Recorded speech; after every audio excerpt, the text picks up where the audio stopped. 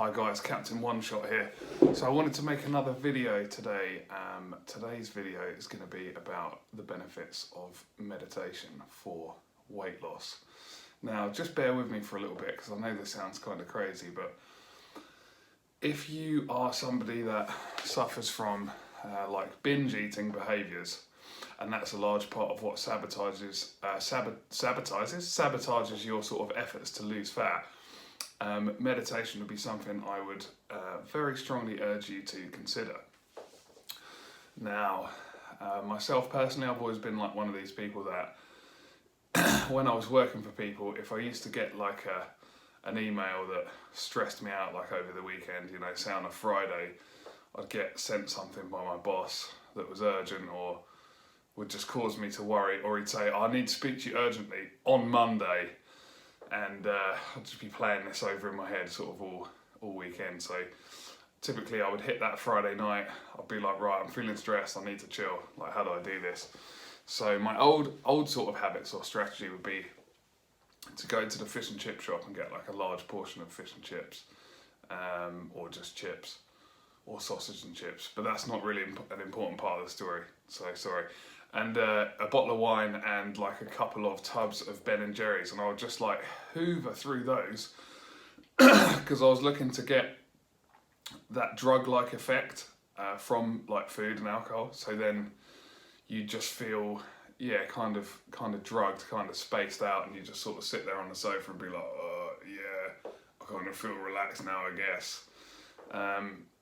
But the relaxation had like a toxic sort of feel to it. Kind of felt good, but kind of felt toxic, and like part of that was what made it enjoyable, which I don't know, some weird Freudian stuff going on there. But as I started to get more into meditation, a lot of my binge eating behaviours and like these kind of pent up stress behaviours started to disappear.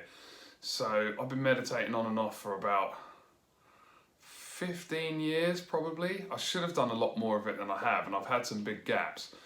But whenever things are kind of feeling out of control in my life and I feel like I'm just going from pillar to post and running around like a lunatic or a headless chicken, as the saying goes, but not really getting anything done, that's typically when I'm not meditating.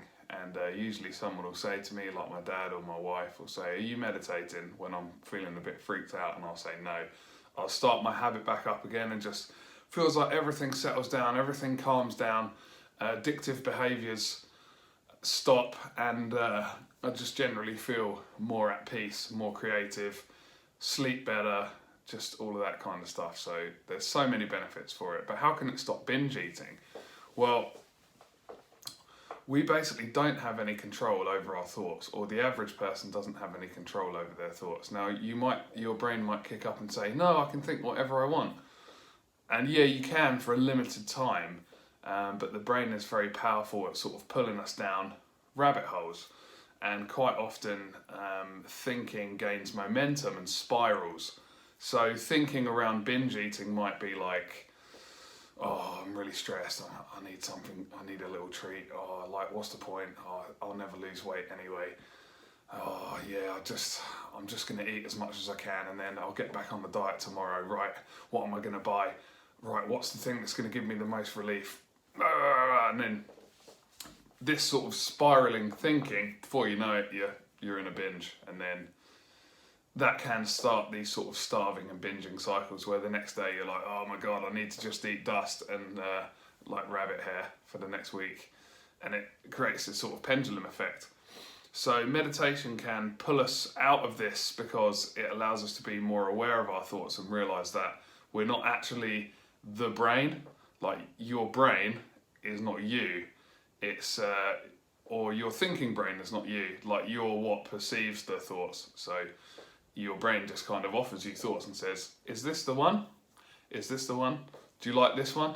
And when you get one that sort of resonates with your past habits, etc., you'll grab that thought and sort of latch onto it. Now meditation can, and if we swapped meditation for the word just watching or observing, it allows you to watch the thought stream so that you don't need to get pulled along with every single thought that pops up. So say a thought pops up like, you get a certain task at work and it's like, oh, I'm terrible at these kind of jobs. Now that it's really easy for that thought to spiral with 2 or 3 other thoughts, and then it creates sort of this like vortex almost, and then you start feeling panicky, like your palms are sweating, your knees are weak, arms are heavy, vomit on your sweater. You know how it goes. So if you're regularly meditating, you can stop there. So the thought comes up and you go, nah, and you just come maybe a bit to your breath, or you just observe the thoughts. And when you watch them, they're a bit like, when sun shines on a vampire in a film, and the sun shines on the vampire and he's like, ah! And he just kind of melts into dust. Well, that's the same kind of thing that happens with your thoughts when you shine a light of your sort of this observing presence, like when the observing presence watches the thought just disintegrates quite often, because it's just a random neurological impulse. A thought it's a random impulse generated by the brain, and that's evolved over thousands of years. And many of the thoughts that we have now are hunter-gatherer based, like survival based. So we just don't need them anymore. And we may need them again in the future. Who knows, if stuff goes like Blade Runner and people start dropping atomic bombs and stuff. But in our current society, we don't need a lot of the survival based thinking and the sort of panic based thinking. So this is where meditation can come in really handy. So where do I start if I'm a beginner?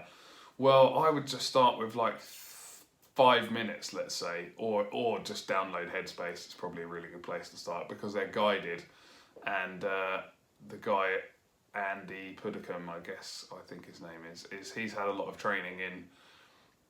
Firstly, he was a monk, and he's had training in how to teach meditation, which I haven't. Like, I'll be the first to admit that. And the course is quite lengthy and quite expensive, so it's accredited, and the people that teach meditation know what they're doing. So either go to a qualified teacher. I taught myself, and I think I did a reasonable job of it.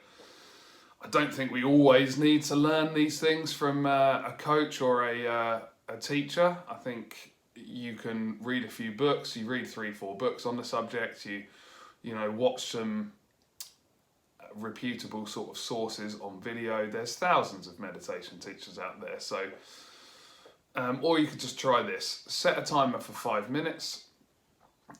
Concentrate on your breathing. So your eyes are closed. You're breathing. Just breathe. Just watching the breath, not trying to control it. Now, if you can go 5 seconds without having a thought, you've done pretty well. But it's probably going to be like a second, and then you'll get pulled down a rabbit hole into thinking about something, and this could be completely random. Or you may even get like a half dream. You might like see yourself riding along on a bike or something like this, and then when you notice that you're doing that, which by the way is like the most natural thing in the world, we're trying to basically train our thinking. So it's like training a puppy or whatever. You just got to tell it, no, come on, back here, over here. So you come back to that breath, and then it's going to happen again. And then you come back to that breath, and then it's going to happen again. Now this is like pretty exhausting. So if you want a practice to help with relaxation, you just use guided meditation. So you just go on YouTube and just Google like guided relaxation. Pick your time, like 20 minutes, 10 minutes, and just relax. If you're feeling like you're somebody that needs more relaxation in your life, just do a guided relaxation. You can even lie down, and it doesn't matter if you fall asleep. But if you're seeking the sort of performance enhancing benefits of meditation, then you need more. It's a concentrative practice, so you have to practice focusing on something, be it observing the thoughts or focusing on the breath, and pulling the attention back. So it's kind of like weight training, because I like a bit of training, for your attention span. We're trying to not be such a goldfish that's like, oh, shiny thing, oh, new object, oh, I like it, oh, a donut. Trying to sort of develop that focus, and it is really, really powerful for doing that. So give that a try, guys. Focus on the breath, 5 minutes. Do it once a day, and when you feel like you're getting some decent spans of concentrating on the breath, then you can up the time to 10 minutes, 10 to 15 minutes. You can even do double sessions in a day if you really wanted to. It is something that you'll really start to look forward to once you get into, because it's kind of like your time and you feel like you're seizing back control, and in many ways you are seizing back control from the sort of the runaway mind, as it were. So you can get some more calm and centered and focused thinking happening, and focus more on what you actually are drawn towards naturally, as opposed to your brain kind of running you on autopilot from these behaviours that you've learnt from the past, and these coping mechanisms, such as binge eating, drinking, addictive behaviour, stuff like that. So meditation's a powerful place to start, and I hope that this video explains why. Sorry if the light's a bit terrible, but really all you need is the sound. So I'm sure you don't watch my face the entire time, but thanks very much if you do. Okay guys, like, share, subscribe if this is your kind of thing, and I will see you in the next video. Thanks ever so much for watching.